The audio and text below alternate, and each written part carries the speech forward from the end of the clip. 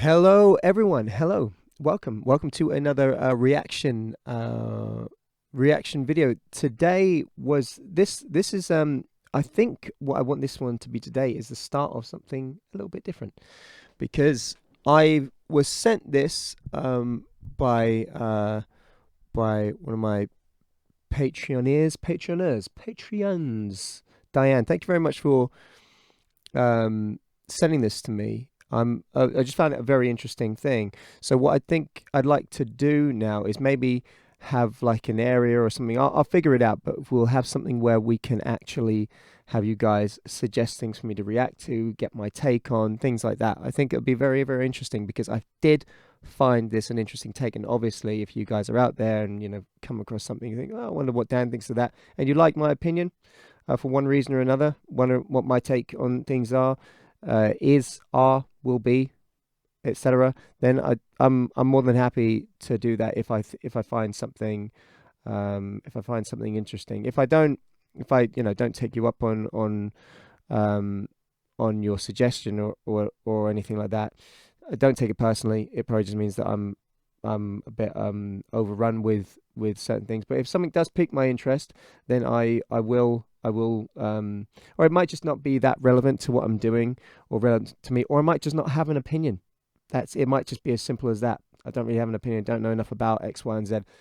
That might be, largely, I try not to get involved in things where I don't have too much of an opinion on. But this, I really do have an opinion on it, because I do. And this is a different segment to what. So you see Mr. Gene Simmons here.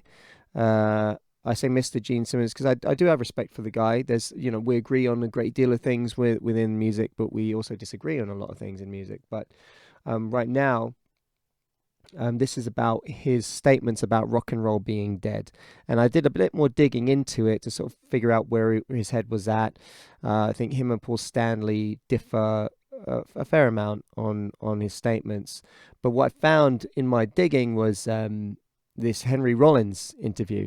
And you can see that Rollins has a lot of respect for Gene, but also disagrees with him a lot. And I think it's a very, very interesting interview, because I don't think rock is dead at all. If the very fact that I'm still playing it just means it's not dead. I think it's just changed. But we'll have a listen to this, and I'll give you my takes on what Gene says. What Gene says here. I do feel that there's some contradictory statements or he just hasn't pieced it all together. But we'll get into it. But let's have a listen to what the man himself has to say. Beginning that it was going to start on stage and would eventually lead to this. Nice. We're partners with Visa, and I mean, why can't we be a part of every facet of your life? Notice I'm holding it here long enough for the cameras to close in on. I got because it's free. Yeah. I mean, just he's an incredible businessman. Like, you can't take that away from him. He's got a lot of free advertising here for being involved with Visa. I mean, he's now part of the credit industry. Like, I mean, it's just it blows my mind how many. He's like, we can get into every facet of your life. Like, you talk about the Kiss coffins, you talk about the Kiss action dolls, you talk about the Kiss cartoon, you talk about the Kiss comic books, you talk about the Kiss, I don't know, bed sheets, you talk about the Kiss. I'm just looking around my place now. The Kiss plant pots, the Kiss fans, literally fans, the Kiss lights. Who knows? It just Kiss everything, and yeah, amazing. Yeah. Well, I just want to ask you. Do you ever think that perhaps the Kiss Visa card, the Kiss coffin, and things like that may overshadow the music, or is the music just one component part of the Kiss overall? Who cares? Look, everybody's exactly in the same Kiss business as Kiss is in. We just do it a zillion times bigger. Everybody goes out on tour and sells T-shirts. You're in the Kiss business, baby. See, when you buy a T-shirt, you don't get music. You're in the licensing and merchandising business. The He raises a very good point here, and he is absolutely right.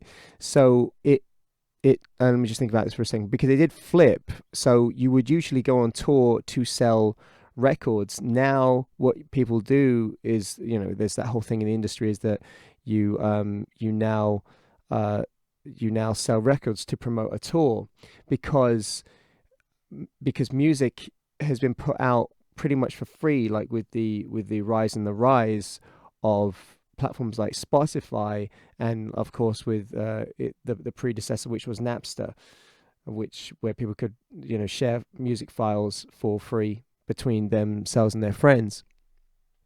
So to for Kiss to make a living, they don't just want to make money off of music. They talk about merchandising and basically creating all these other products around their product, which is Kiss. So that is the flagship, which they fly, and they just stick it on, like like, to quote Ian Malcolm from Jurassic Park, you stick it on a plastic lunchbox and you sell it. So, and everyone is in that boat. And which is why I don't kind of understand why he says rock and roll is dead, because it just means that if he truly believes that to keep a band going and to make money and to keep the machine going, because what he's saying is that Kiss makes money not just from music. Who cares? So all people have really done in terms of Kiss, at least. Let's just take Kiss for now, because he's like, well, we do it a zillion times bigger, which they do. All people have done is take away. It's like just taking away the ability to make money from, and I don't fully believe that, by the way. Take away the money from selling music. Just one thing, and then he's got all these other things, which is generating revenue coming in, keeping the machine alive. And he's saying, who cares? He's saying it doesn't matter. But then, so I don't quite understand how he can square that circle, because he's saying, everyone's in the same business. You're in licensing, you're in copywriting, you're a clothing salesman, and this is a thing. I realized I was a t-shirt salesman long ago, and it was just part of what I was able to do, like to be able to sell merchandise. That was part of my job on the road. It was like, right, Dan, we're gonna as soon as we finish, you are down at the merch desk, and you're selling. I'd still have my in-ear monitors in. I still have my monitor pack on me. I'd still be dripping with sweat. I'd be toweling myself off, trying to think, suddenly be doing simple maths or in my head, and trying to still be charismatic and energetic, which I was chock full of adrenaline. So it wasn't hard, but it was just another part of the role. It's like, right, you're on into the next part of the gig now. So I knew that I was a t-shirt salesman a long time ago, selling badges, selling, which is ultimately selling the music. So anyway, let's listen on. only thing everybody's complaining about, REM and Thing and punk bands and thrash bands, although there are no more of those. Whatever you want, a death metal band, we're not like Kiss. Yes, you are. You're goddamn straight you are. Johnny Lydon, who has always been straight up about it. Yeah, I know. He's very honest. Very honest. This sucks. I never got that, just as a side point, I never got that about Lydon. I mean, I think... I mean, people say, "Oh yeah, the Sex Pistols like embodied punk music." I'm like, Lydon is as capitalist as they come, really. And I mean, I just think the guy's absolutely full of it. I really dislike that guy, and he just talks such nonsense, and he's rude. He's really, really rude. Just got no time for any of what he says anymore, ever. Actually, except. Yeah, let's not go down that road. But it just Gene's, he's right about him, but for it being punk, I don't know. It's about as punk as Green Day is. You better pay me money And that's life. We're all exactly the fuck the same. And anybody that tells you that they want less money in life, be suspicious of this person. This is a liar. Everybody wants more money. I just want enough money. You're full of shit. It's never enough. You know when it's enough? When you're dead. That's when it's enough. I'm not sure about that. I I I say I'm not sure about that because I've never been that impressed by money. Uh, I've also looked into a lot of studies on happiness, and I've also seen what happens to very rich people, and I think that what is it? Some studies I saw showed that once you hit your basic needs, so like once you were fed, once you had a roof over your head, once you were warm, like had your creature comforts, your basic needs met, then, and I think there was a certain, I mean, it's all relative, obviously, depending on what country you live in, etc. But once you hit a certain amount of money, um, so say, if you're dirt poor or say homeless, to having enough to having your needs met. So you're down here, suddenly there's that much happiness is then added into your life when your basic needs are met. But then when you get more money, no matter, so it doesn't then, your level of happiness doesn't exponentially grow. So say if you earn, say £30,000 a year, then if you earn 30 million a year, your happiness isn't suddenly like immeasurable. It only jumps up, say, like that much. So there's not, it actually becomes that, it's more money, more problems. But, in terms of having money to be able to do what you want to do, having money to be able to be fed, having money to be able to be warm, having money to be able to, I mean, for some people, and it depends what you want. If it's to travel and all the rest of it, I don't know if you should not trust anyone that says that there's never, that I don't, that I mean, I'd be suspicious of anyone that said there's never enough. So you can never be sated. So what will you be willing to do to get more money? I don't know. I for me it's kind of the opposite, because I understand that there is always basic needs to be met, even as a musician, and it's fractal because you got to go and say, well, to create a record, you have to have X basic, and you can find ways around it, and that's where the creativity comes into it. But I don't know. I'm not. Me and Gene, we don't see totally eye to eye on that. I think that you need money because you're in a system. But aside from that, no, I'm not too interested in what he has to say there. That's when it's enough. And you can see that reaction from Henry right there. He doesn't agree. He's like, okay. Because I know Henry does a lot of stuff for free. What is your involvement in the music industry at this point?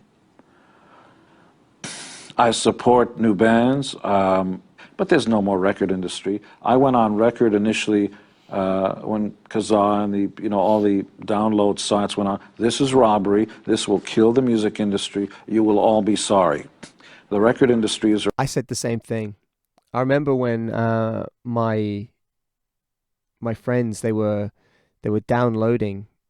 It was a Silverchair song. They were downloading it. It sounded terrible when they were downloading it, and they just couldn't wait. They just couldn't wait. And I was like, guys, this is weird.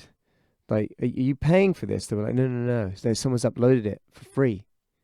It's like, and at this point, I knew what it took to make a record. Like we were trying to hustle and sell like CDs like out of cardboard boxes.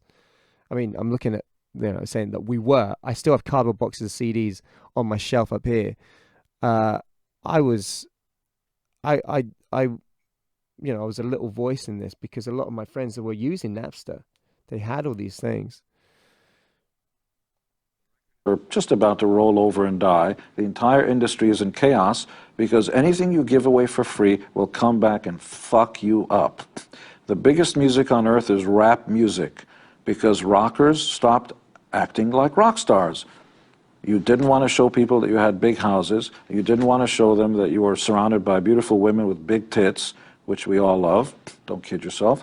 You wouldn't wear your jewelry. You didn't want to drive around your fast cars. And we started to look like bums.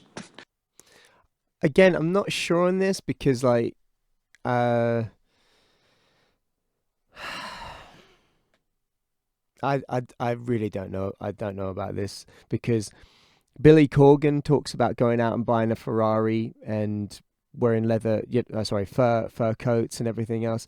I think that rock had its grunge phase, and we all know that I think Billy Joe's uh, from Green Day's Mansion sold for like 6 million or something insane. So, uh, yeah, I think there are the kind of sloppier looking guys in rock, but I don't necessarily know, like, talking about rap is the new rock. I mean, it's, yeah, maybe being pushed in the limelight, but there's the big festivals and everything that still sell out. So I don't know. I think to say that to be a rock star you need to be what, arrogant. Is that a rock star? I don't know. If so, then maybe I'm not destined to be a rock star. But I think Noel Gallagher said that Liam, his brother, was the last living rock star. Well, I just think if that's what being a rock star is, I'm sorry, I don't want to be a part of it. And which is I just think is hilarious. If that is it, like Liam Gallagher going on stage in front of Wembley Stadium and being like, she wants the sofas, she wants the sofa, she's gonna take everything from me. Uh, Talking about his divorce on stage, it was just it's just sad, just absolutely sad. Anyway, And who didn't? Rappers. Rappers are the new rock stars who feel great, comfortable, unapologetic, and flip you off when you see, you like my house? They throw money on the screen. They're rock stars.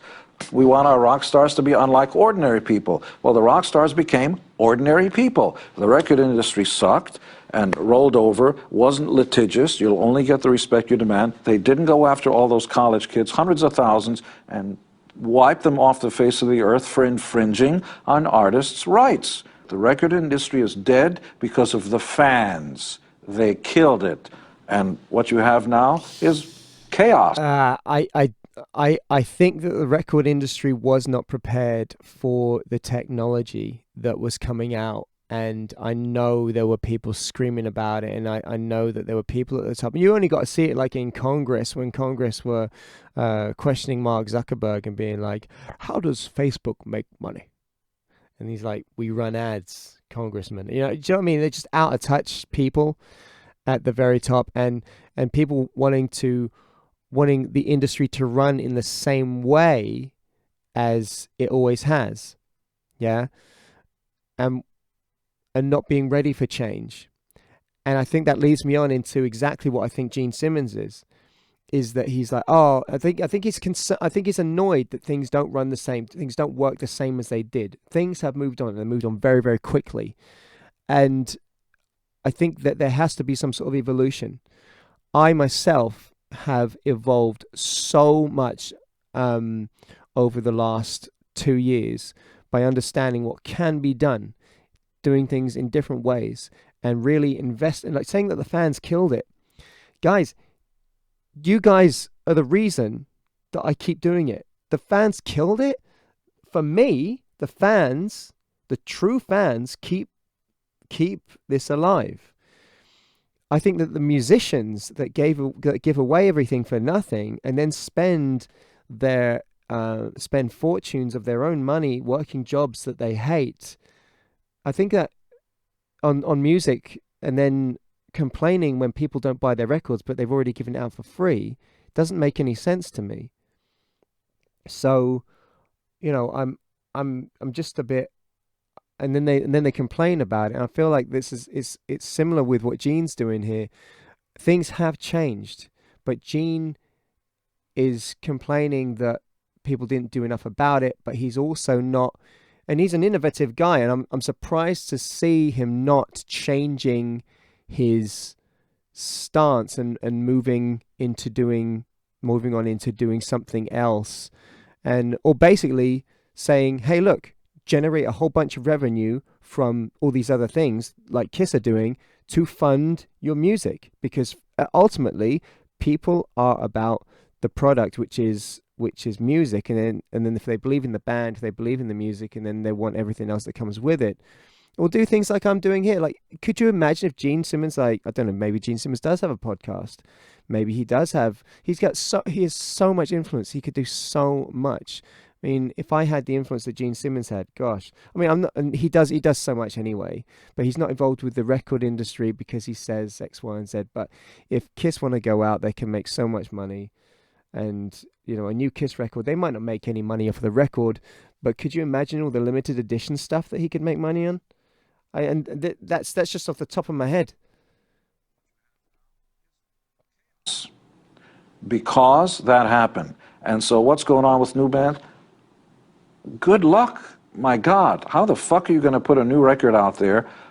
You're not going to get an advance, or very little of it. Tour support is out the window. Unless you're an emo band or rap, you're dead.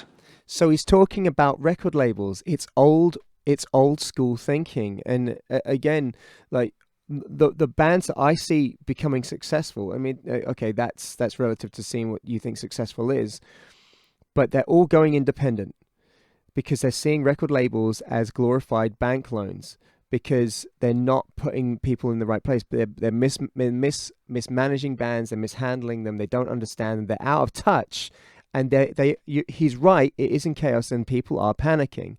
However, artists are now really digging in and reconnecting. I think a lot of the things was that the band's artists were getting disconnected from the fans, and now things like this are coming forward, and I think it's wonderful that bands and artists are reconnecting with their fans, and it's this whole, and out of chaos comes order. And don't forget that, like, it might be chaotic or whatever, but it doesn't mean that it's the destruction of rock music. I don't believe that at all. You can't, to think that the fans destroyed it. Well, you know, if even if it went down to nothing, people would scream. Could you imagine if you ripped away rock and roll and that was it was done? The fans would scream out for it. And if the bands all went on strike and said, oh, if it truly was dead, all the bands would go on strike, everyone would stop playing it. And then what would happen? The fans would say, come back, come back. And then the bands would say, well, for a price. And people would pay it.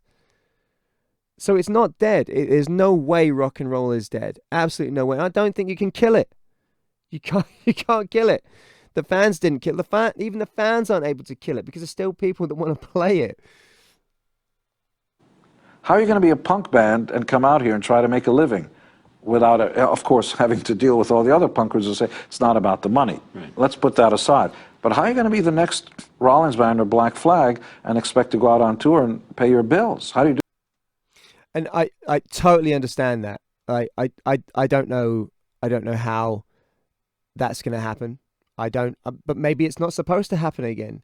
Maybe the wave has already been ridden and maybe it's already crashed down, but it doesn't mean that it's all dead. And like, you know, everything sort of has its day. Like classical music had its day. You had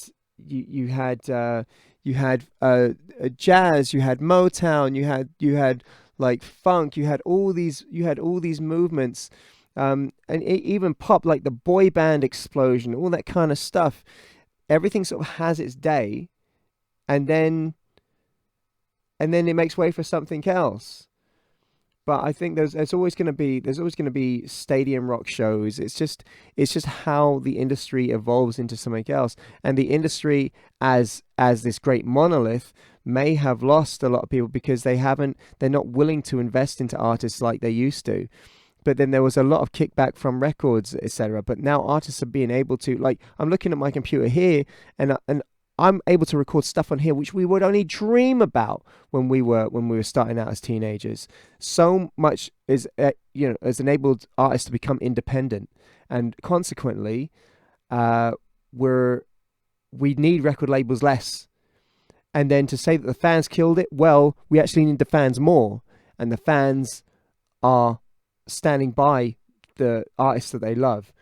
So the fans, it's a symbiotic, this beautiful relationship, which I see happening more and more and more, especially in my own career, with artists and their fans, their followers, coming together, and it just being this wonderful dance which is played out, and I think it's going to up the quality.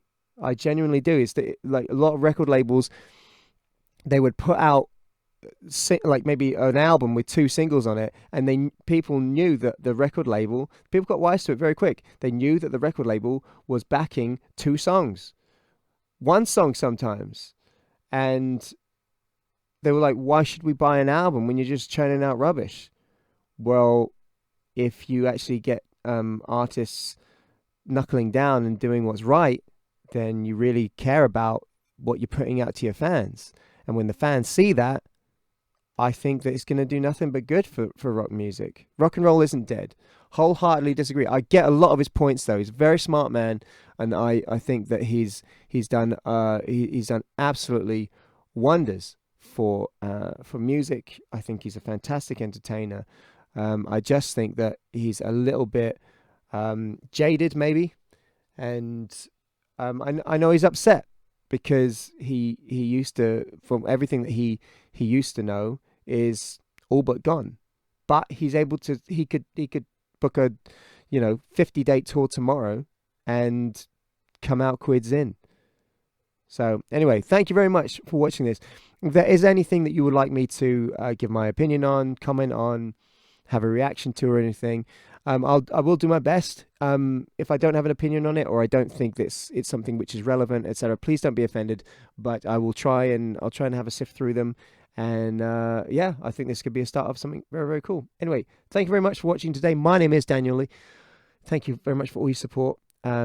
Please do check me out on all my live streams on Facebook, on Twitch. Become a Patreon member if you're not a Patreon member already, and spread the word. Ultimately, that's how you keep rock and roll music alive. Spread the word. See who else is out and wants to listen to the stuff that you're interested in, and if you're interested in me, send them my way. Thank you so very, very much for being here today. My name's Daniel Leigh. Stay frosty. I'll see you all very soon. Take care. Bye bye.